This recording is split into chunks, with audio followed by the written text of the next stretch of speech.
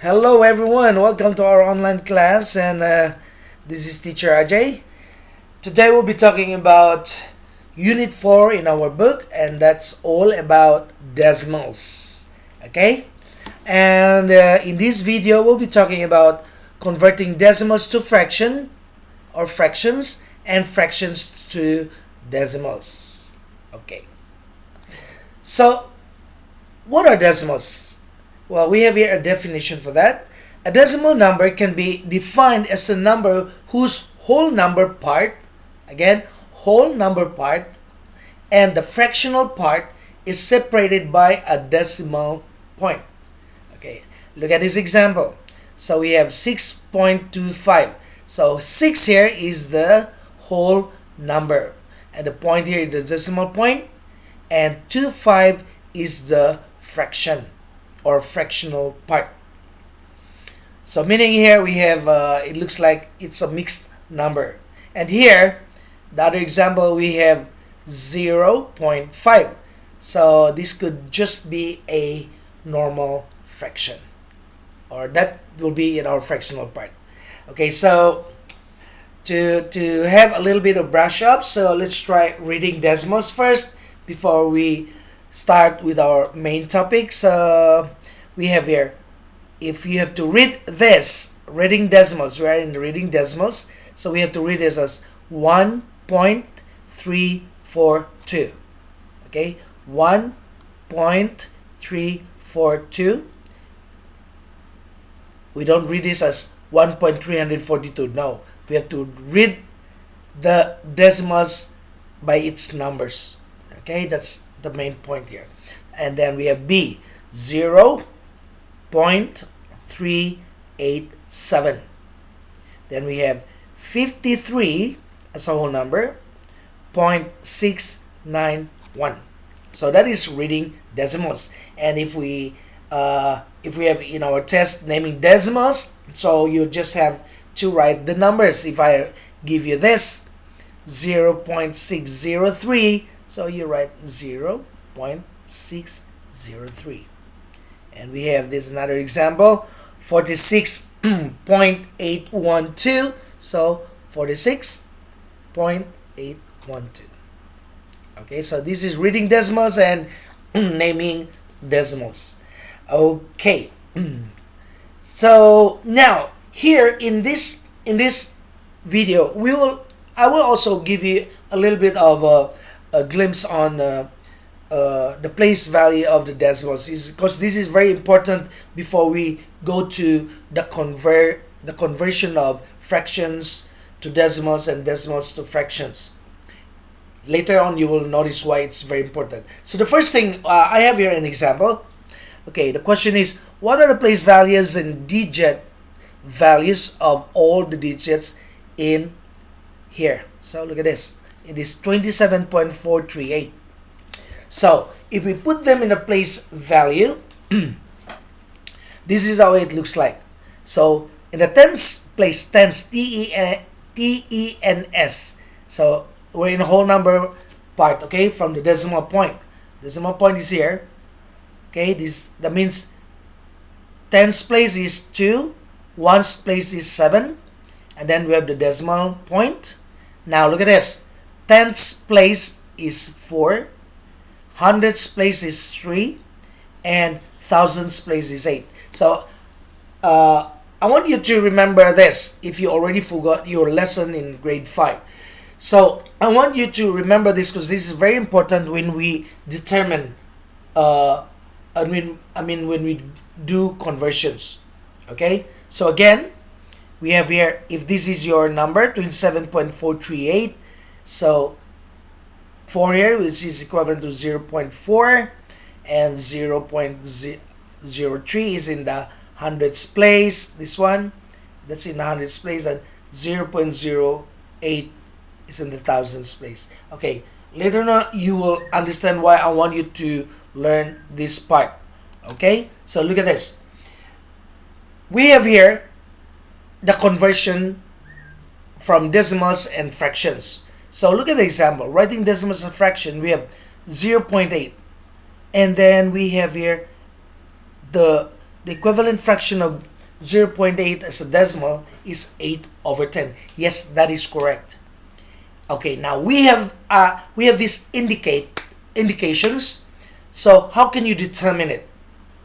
If you have a decimal number, how to determine whether you have 8, your fraction will be like this example, 8 over 10, or maybe 8 over 100, or 8 over 1000. Okay, so these are your indications, or your clue, your hint. Okay, now look at this. Let's read. One decimal place can be written now. One decimal place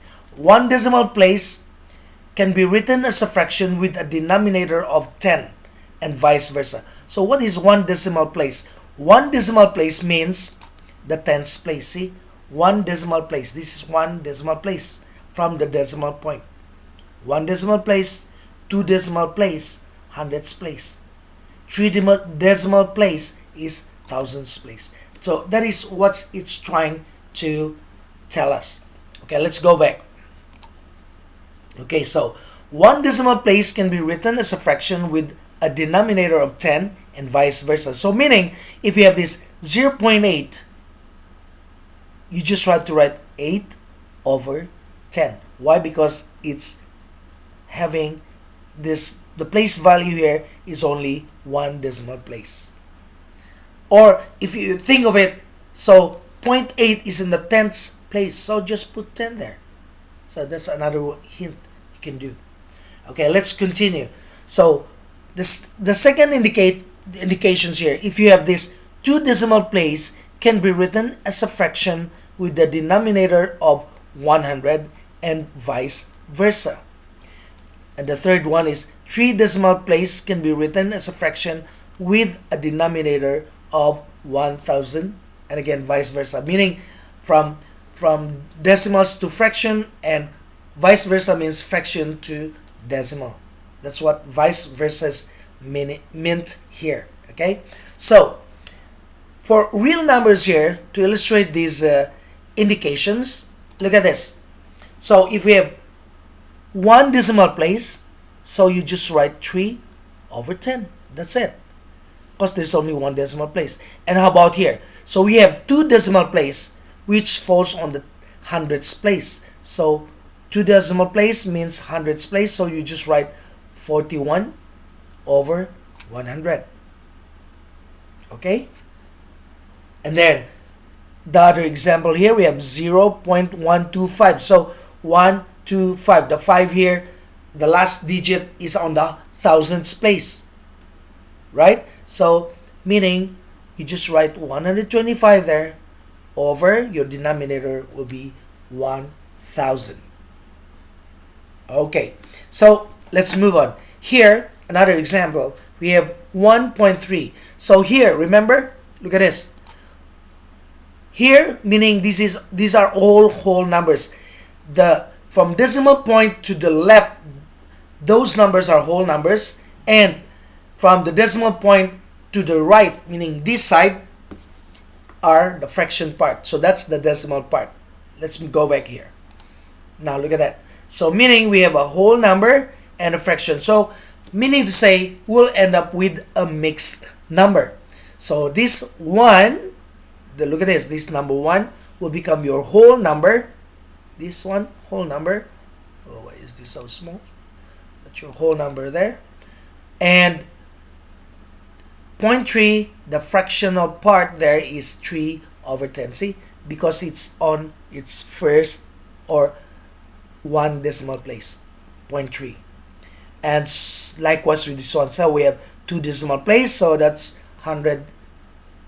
Your denominator will be on the 100. Okay, and then we have three decimal place, so your denominator here will be on 1000. So look at that, 12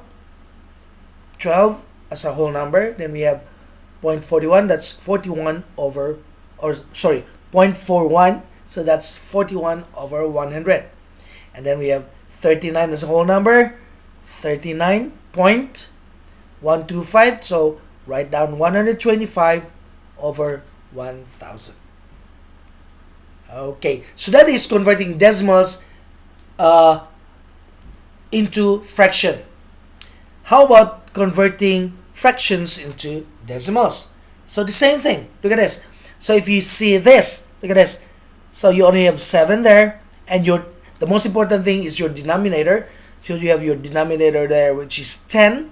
So you mean to say you're on the first decimal place, so on the tens place. So you just write 0.7. That's it. And here we have this one, your denominator is 100, meaning say you're on the hundreds place, so 0.59. So that is your decimal value or decimal number. Then we have 423 over 1000, so that is basically as 0.423, because we have, look at this, 1000. Your denominator is 1000. It's from here. Let's see.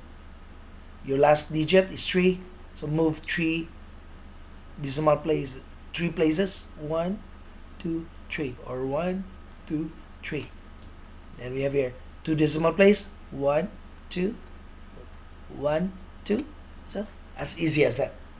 And the same thing here. So again, we have mixed numbers. So we have 2 and 7 over 10. So we have 2 point. So don't forget, this is a mixed number, and this is your whole number. So 2 is a whole number. 2 point. Your fraction is 7 over 10. So tens place, 0.7. Then we have 18 point, hundreds place, so 59. 47 whole number, point. So we got thousands place, so 423. As easy as that, actually. Now, let's move on.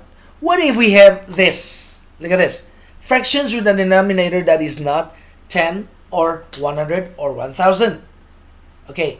In this problem, actually, if you have this, like 1/2, 13 over 25, or 2 and 72 over 125. In finding decimals of a fraction, there's 2 ways actually. It's either you divide or use its multiples to end up with a denominator of 10, 100, or 1000. Okay, these numbers here are actually you can do a multiple up to 10, and these numbers can do a multiple of 100. But if you can't, again, if you can't, maybe later on, oh teacher, you said no. If you cannot, then you just simply use division. Why are we discussing this? Because this is fast and easier. If we can use its multiple to go to its base 10, 100, or denominator of 10, denominator of 100, and denominator of 1000. Okay, I'll explain it to you now. So what we have here, so 1/2, okay? If we can do, of course, like as what you can see here, 1/2. Now, the most important part here, the most important thing is to remember your multiples. We learned this in I think when we learn about LCM. So before we move on here, I'll show you multiples of numbers that can end up to 10, 100, and 1000. Look at this. Okay, before we go to that problem first, look at this. So if you want your denominator to become 10, you must have this. If your denominator is 5, then you can use 2. If your denominator is 2, you can use 5. Okay? Okay. Now, if you want your denominator to 100, you must have these multiples of numbers. So we have 2 and 5, 2 and 50. If you have 50, then you can go 2. If you have 2, you can go with 50. If you have 4, then you use 25. If you have 25, you use 4. If you have 5, you use 20. If you have 20, then you use 5. Then you will end up with 100. Likewise with 1000. So if 1000, if you have your denominator there 500, then you use 2. If your denominator is 250, you use 4. And if you have a denominator of 200, then you use 5. Just to make it into a denominator of 1000. Now, I'm explaining to you why. Because it's easier if that you use the long division. So this is how it works. Look at this. So if we have 1/2, if I can use 5 for my denominator, 2 times 5, then it will be 10. So I'm good. Then after that, again, make sure if you use 5 here to multiply with your denominator, you must use also the same number to multiply with your numerator, so that your fraction equivalent will never change. They're just the same. Why? See, 5 over 5 is just 1. Okay? So, once you have that, we have here 1 times 5 is 5. 2 times 5 is 10. So, once you see this, you need not to divide at all. You can see that, oh, it's in a base 10, or my denominator is 10, so I can just write 0.5. So that is actually the logic here. Okay? Now, how about this example? Look at this. Let me move a little bit. Okay. No. So we have 13 over 25. So 25, as you recall here. So, and what you notice here, your numerator is on the hundreds place. Why? Because that's 13. But the most important thing is this one, 25. So you have 25. If you got to look in if you try to recall your multiples, so 25, you can use what? 4. Right? So that's what happens here. So look at that. So I use 4 now to make 100. So 25 times 4 becomes 100. And again, as I said earlier, once you use a number, your multiple here for your denominator, you must use the same multiple or number for your numerator. Okay, so we have 13 times 4 is 52, 25 times 4 is 100. So now, look at that, 100, then you have 52 there. So it's easy as writing 0.52. Okay? Okay. Then, now look at this number. Oh, now we have a mixed number. I always tell you, once you have a mixed number, you must convert your mixed number into improper fraction first. Okay? So, let's do that. So, we have 125 times 2, or 2 times 125 is the same. Okay? So, okay, maybe I'll rewrite this. Right? You don't like this kind of position, right? Okay. 125 times 2. This 2 is your whole number, okay? Okay, 125 is the denominator times 2, your whole number, plus 72. So, when you have that, so your equivalent fraction for your improper fraction here is 322 over 125. So once you have this, now look at this. So you got 322. So it's already in what place decimal place value. That's already in the thousands place value. So meaning you try to think. So if you can recall your 125, look at this. I think it's here. See, 125. So where's the part of 125? 8. Yeah, right? We have 5, 2, 254, 200 is 5, 125. Okay? 125 there. Yeah. And 8. So, since we have 125 there, so I will use 8, okay, to multiply with, to have a product of 1000. So once I use 8 here, as what I always said, you also use 8 for your numerator. So that's what happens here. So 322 times 8, we have 2,576. 125 times 8, we have 1,000. So what are you going to do now? 3 place values, remember? So 3 place value, you count from the last digit, we have 6. So 1, 2, 3. Boom, that. So your answer is 2.570, sorry, 2.576. Okay, so that is your fraction part, and your whole number is 2. Okay, so I hope it's clear here. And now for our last example, as I said, there's two ways to find the equivalent decimal value of a fraction. To convert from fraction to decimal, you just simply use division, long division to be exact. So here, look at this. I have an example here. 1/3. Okay, let me make it bigger. Okay, so that is actually our problem. Convert this into a decimal number. So, as I said, use long division. I think you're already acquainted with this. So, I'm just giving this as a comparison. So, here you got to do is divide your numerator from the denominator. So, this is what happens. So, again, I think you already learned this. So, here, 1. Of course, you cannot divide that by 3. So, you add up a 0 and just ignore the decimal place there. So, that means 10. This one becomes 10, ignoring at the moment. Okay? So, okay, yeah, that's how it is. So, we got 10.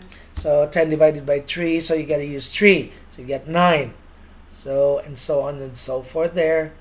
So, of course, it's always 1 and it's 3, 3, 3, so you cannot do anything. Even if you try with our multiples also, you cannot do anything. So this is just an example.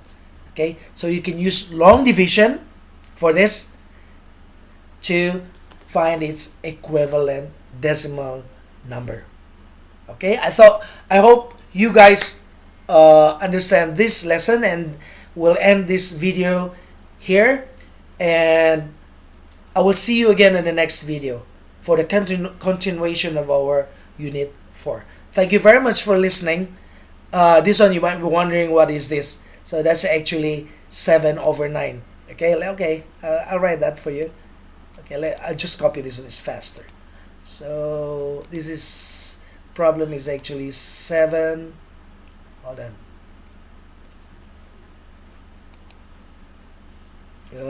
Okay, yeah, I know.